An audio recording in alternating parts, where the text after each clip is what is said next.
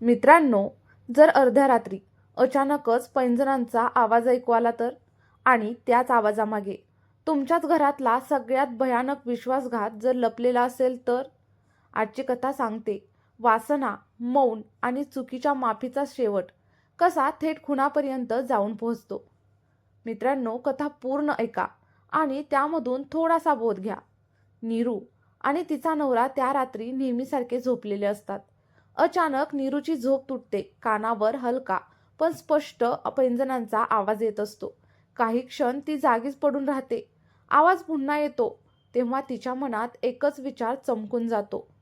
या घरामध्ये पैंजण कोण घालतो? आणि त्याचं उत्तर एकच असतं, तिची तरुण मुलगी सोनी. त्यानंतर संशय दाटतो. नीरू सावकाश उठते आणि आवाजाच्या दिशेने पावलं टाकते. प्रत्येक पावलाबरोबर तिचं काळीज धडधडू लागतं.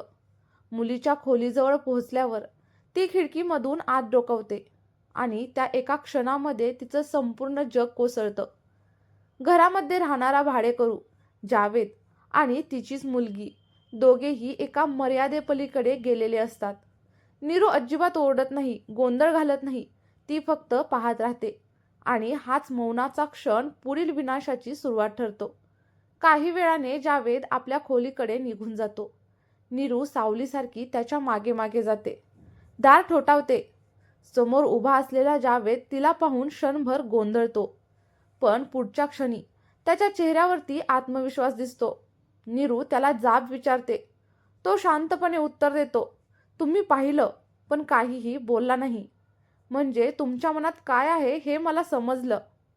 त्या एका वाक्याने नीरू गप्प होते आणि हळूहळू हा गुन्हा फक्त एक रहस्य न राहता एक विकृत अशी साखळी बनतो. आता जाऊया या कथेच्या मुळाशी. मित्रांनो, राजस्थानच्या जोधपूरमध्ये राहणारा रोशन यादव एक साधा ऑटो चालक. आई वडील गेलेले आणि पहिली पत्नी गेल्यानंतर त्याच्याकडे उरलेली फक्त त्याची एक मुलगी सोनी. आणि त्यानंतर त्याचं आयुष्यात आगमन होतं नीरूचं. दोघांचंही दुसरं लग्न. संसार पुन्हा उभा राहतो. एक लहान मुलगा देखील जन्माला येतो. पण रोशनची एक सवय कुटुंब पोखरत होती, ती म्हणजे दारू. दारू, राग, दुर्लक्ष आणि त्यामधून निर्माण झालेली पोकळी. याच पोकळीमध्ये प्रवेश करतो जावेद, एक ऑटो चालक, चतुर, बोलका आणि हळूहळू घरातलाच माणूस बनणारा. लहान मुलासाठी चॉकलेट, मोठ्या मुलीसाठी भेटवस्तू आणि नीरूसाठी खूप सारी सहानुभूती. रोशनला वाटतं हा आपलाच आहे, पण प्रत्यक्षात जावेद प्रत्येकाला वेगळ्या हेतूने वाचत होता.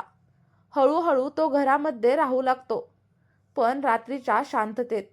सत्य अजिबात लपून राहत नाही. नीरूला सगळं काही माहिती असून देखील ती गप्प राहते.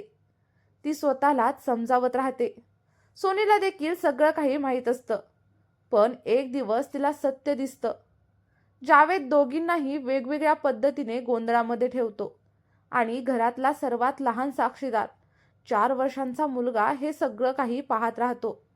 रोशन उत्तर प्रदेशला काही दिवसांसाठी म्हणून जातो आणि त्यानंतर मागे राहते एक धोकादायक अशी गुपितांची भट्टी.